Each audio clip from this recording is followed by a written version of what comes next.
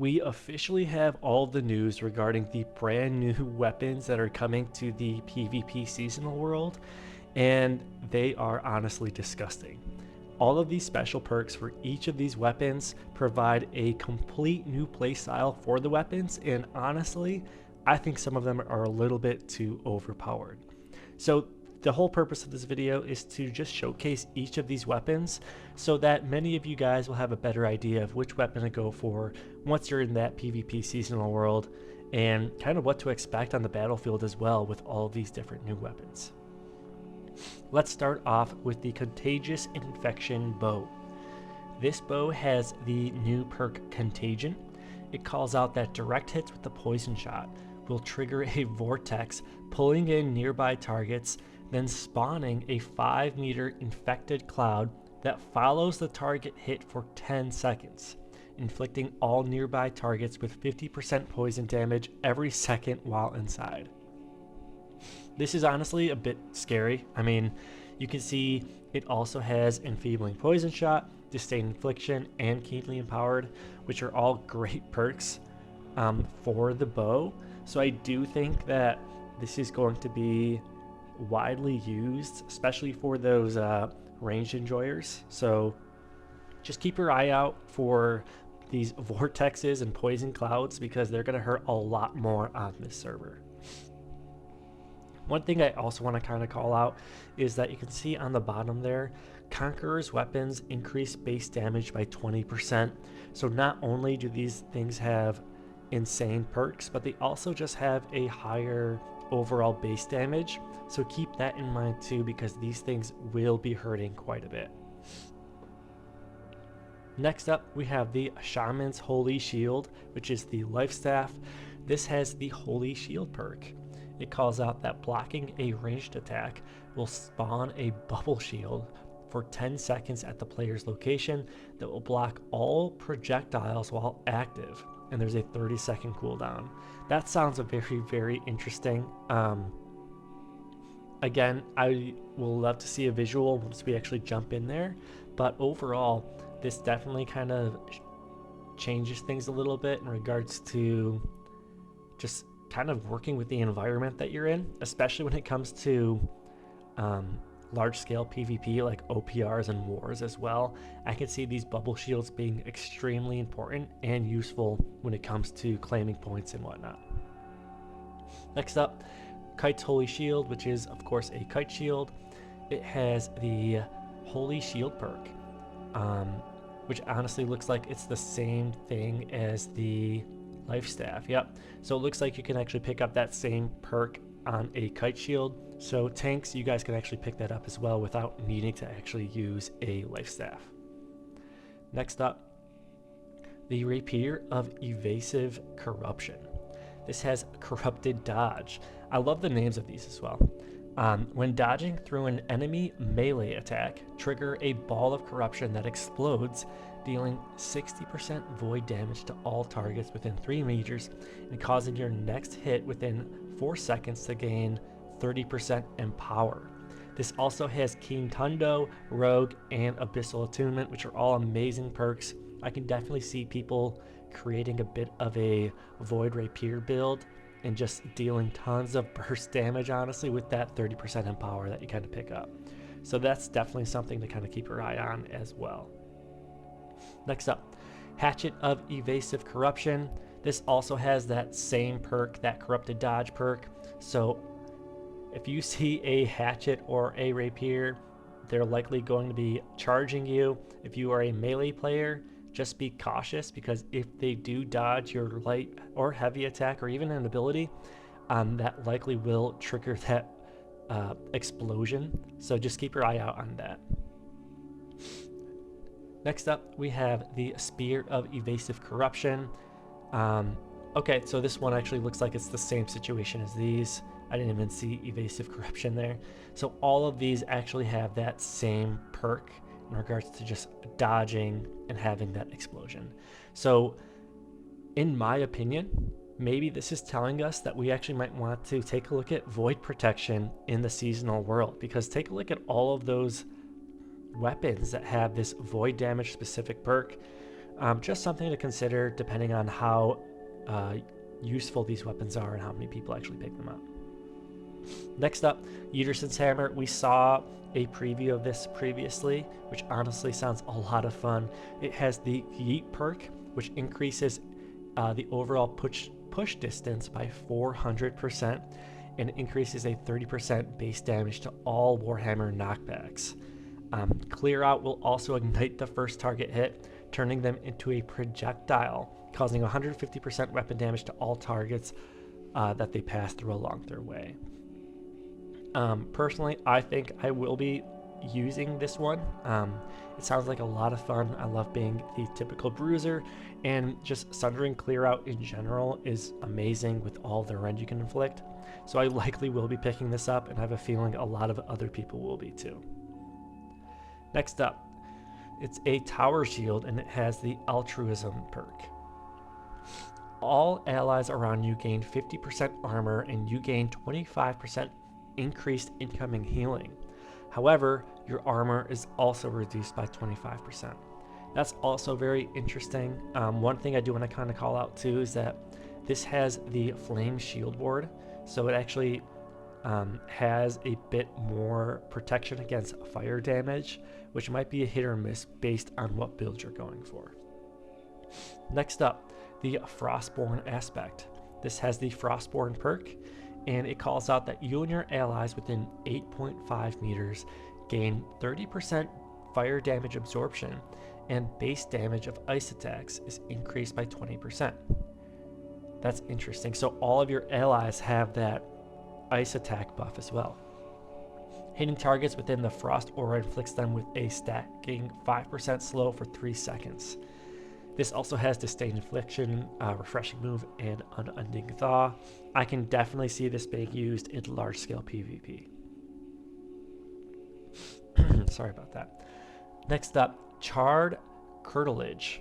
This one is insane.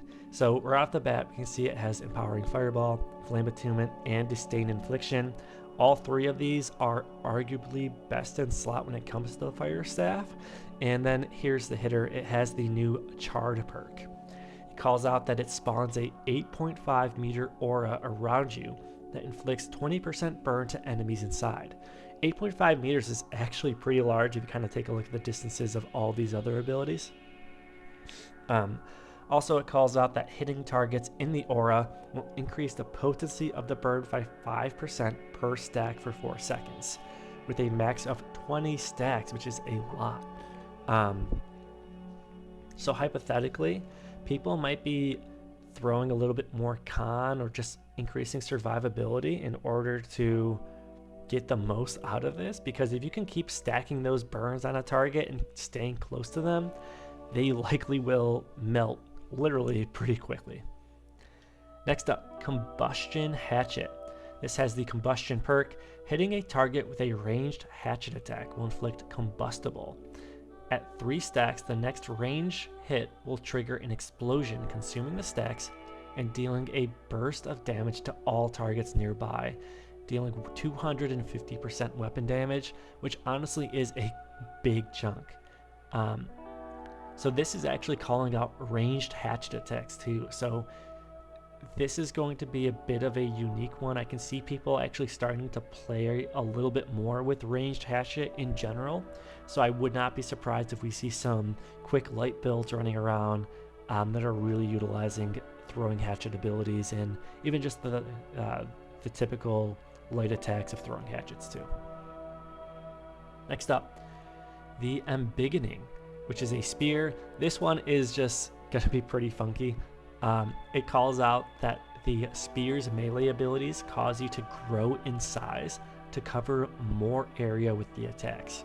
Your critical damage is increased by 13%, and Volt Kick is extra kicky in next down targets. That honestly sounds a lot of fun. It sounds like actually it might like visually look like that one heart rune that allows you to kind of grow in size too, but time will tell. Overall, I do think this is going to be pretty intense, because Spear already is pretty crazy with all the crowd control, and I'm just interested in what cover more area really means. but I guess we'll see soon with some huge people running around on the battlefield. Next up, Great Axe of Lethargic Infliction. This has the Dodge Suppressant perk. It says melee ability hits against a target that is below 50% health will inflict them with Sluggish, preventing them from dodging for 2 seconds or until they hit a target. That is huge. It also has Refreshing Charge, Plagued Crits, and that PvP perk that allows you to deal more damage with haste. So I can see people running a bit of a speedy, light build, really pushing haste and just dishing off major damage. I can even see people kind of trying to pull off Execute with this, where they might be able to kind of use a reap when someone is low on health and then finish them off with Execute, especially with the fact that they won't be able to dodge at all, so they might just have to take the damage and potentially take the death. But that's definitely going to be something interesting. And as we can see here, there are a few other weapons that have that same perk as well. If we keep scrolling down, we have the Greatsword, which again, we saw a quick look at that previously. This is actually an interesting one too, because it actually has the attributes split between strength and dexterity, and of course the Crescent Wave perk calls out that while above 50%, heavy attacks cast a projectile forward, dealing 150% weapon damage, but each wave also costs 20 mana. So maybe there's going to be some overall mana usage here, and you're just going to have to make sure that you have enough to really dish off as much damage as possible with these Greatsword builds. Next up, Unfettered Agility. This is another interesting one. It has a new perk called Unfettered Agility, which of course is the weapon name too. It calls out that while in light or medium equipped load without a shield, dodge cost is reduced by 20% for the first dodge within 1 second after hitting a target. Dodging a melee attack grants 20% haste for 2 seconds and 50% slash damage and power for your next attack within 2 seconds. However, you always take 20% more damage. That's insane. I have not even thought about that perk before. I mean, light builds with just the sword is definitely going to be changing things up a bit. Again, this would really be like an assassin and just a bursty build. You're going to be losing some crowd control because you won't be having that shield for like shield bash or anything, but having that whirling blade perk with rogue as well, and that huge 50% slash damage and power could definitely be a recipe for disaster if you're on the other end. Next up, Appendage's Detriment, which is the new musket. This perk calls out that headshots inflict 20% exhaust for 3 seconds. For 3 seconds after a leg shot, the target will deal 10% of their max health worth of damage to themselves whenever they dodge. That's very interesting too. That's kind of a cool approach to it too. You know, you shoot someone in the leg and then they dodge, it's just going to hurt them a little bit. So that's definitely pretty interesting. This one also has some great perks to it. Flame Attunement, Disdain Infliction, and then Crippling Powder Burn, which all of you musket enjoyers definitely are well aware that that's a bit of a deadly mix there. Next up, Flailing Shenanigans. This has the Plagued Quarrel perk. Attacks inflict a stack of 5% incoming and 2.5% outgoing disease for 4 seconds. That can stack up to 5 times. Attacking a blocking player will consume 1 stack, dealing 30% weapon damage for each consumed stack.